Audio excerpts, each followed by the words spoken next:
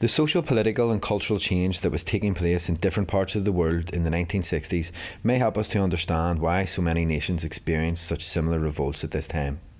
The post-war baby boom generation grew up in an era of relative wealth and comfort compared to that of their parents and grandparents. Consequently, they established a whole new set of priorities, expectations and demands, and a common spirit seemingly swept the globe and shaped the shared desire for change. Northern Ireland was very much plugged into this defining spirit of the times.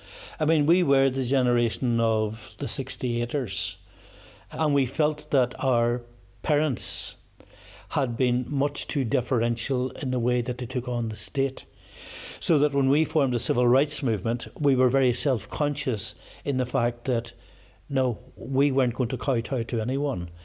And we were also, of course, full of the smugness and arrogance of youth, where we were convinced that uniting the Catholic and Protestant working class, no problem, can be done, we'll do it.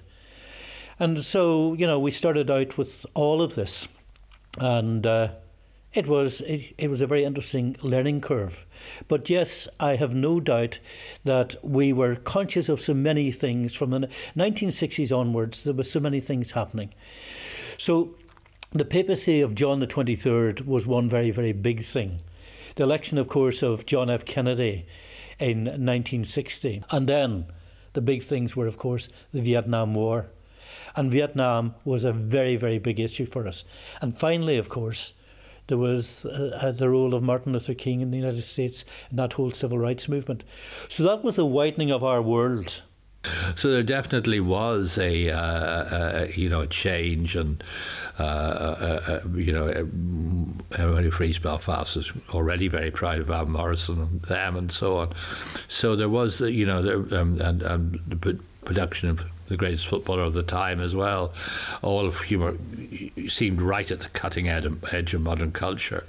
So there was that sense of cultural transformation, and the ways in which things were set in certain patterns by the 50s definitely seemed to be breaking up. It just seemed to sweep across the continent of Europe and other parts of the world as well. So the late 60s were like that, You had the upsurge of a revolution in popular music with the Beatles, the Rolling Stones, popular culture, It was a time of change and upheaval. Well, that had all changed. I mean, during that period, that had all changed. It was totally, prior to, in my young days, just before, in my older brother's young days, young lads dressed like their father. That was it. Young girls dressed like their mother. And that was it. And a few years, flat cap, but they're quite norm dress, because that's what your father done. During that stage was because you were open to what was happening elsewhere. Fashion was flying. But don't forget, fashion only came into vogue, say, in the 50s. Prior to that, everything was. You couldn't have told from generation to generation what age people were from what they wore, because it was much the same. Well, all that the Beatles for one case, but the Rolling Stones would have been the other one. They would have been totally, your parents would have thought the Rolling Stones were completely off their wall. The Beatles, they thought, were just off the wall. And there was a need then, probably in that generation, there was a need to differentiate, and I think wasn't locally here, but that was worldwide. Well, there were some groups that I could listen to, and there were other groups that I wouldn't listen to or couldn't listen to, because largely I felt to a fair extent they were dealing the moral issue come in, and that to me was obnoxious in many respects.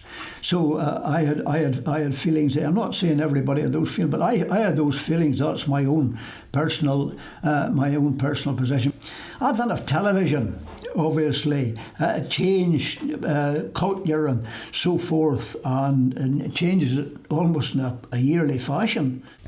Well, this was a big source of contention, because that is where religion came in. I wore very, very mini skirts, and they were regularly, we had to climb out windows and things to dress like that. So as you can imagine, as a teenager, I was a bit fed up with that.